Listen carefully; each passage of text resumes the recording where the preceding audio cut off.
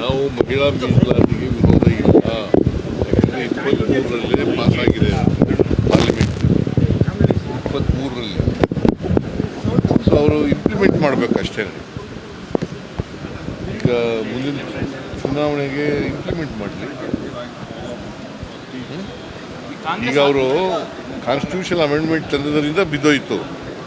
Constitution amendment ಒಂದೇ ಮಾಡಿದರೆ, ಮಹಿಳಾ ಮೀಸಲಾತಿ ಒಂದೇ ಮಾಡಿದರೆ, ಡಿಲಿಮಿಟೇಷನ್ ಮಾಡ್ದೇನೆ ಅದನ್ನು ಮಿಕ್ಸ್ ಮಾಡಿದ್ರು, ಅದರಿಂದ ಬಿದ್ದೋಯ್ತು. ಕಾನ್ಸ್ಟಿಟ್ಯೂಷನ್ ಅಮೆಂಡ್ಮೆಂಟ್ ಮಾಡಿದ್ರು. C they played politics. ಅವರು ರಾಜಕೀಯ ಮಾಡೋಕ್ಕೋಸ್ಕರ ಎರಡನ್ನೂ ಡಿಲಿಮಿಟೇಷನ್ನು ಮತ್ತು ಮಹಿಳಾ ಮೀಸಲಾತಿ ಎರಡನ್ನೂ ಒಟ್ಟಿಗೆ ತಗೊಬಂದಿದ್ರು. ನಾವು we are against only delimitation, we are not against women reservation. Rajanna ಅವರು ಸಿಎಂ ಅಸಹಾಯಕರಾಗಿದ್ದಾರೆ ಅಂತ ಹೇಳ್ತಾ ಇದ್ದಾರೆ ಸರ್. ರಾಜಣ್ಣ ಮೊದಲ ತರ ಸಿಎಂ ಇಲ್ವಂತೆ ಸರ್, ಈಗ ಅಸಹಾಯಕರಾಗಿದ್ದಾರೆ. ಮಾತಾಡಿದ್ದೀನಿ ರಾಜಣ್ಣ, ನಾನು ನಿನ್ನೆ ಕರೆದು ಮಾತಾಡಿದ್ದೀನಿ. Okay sir.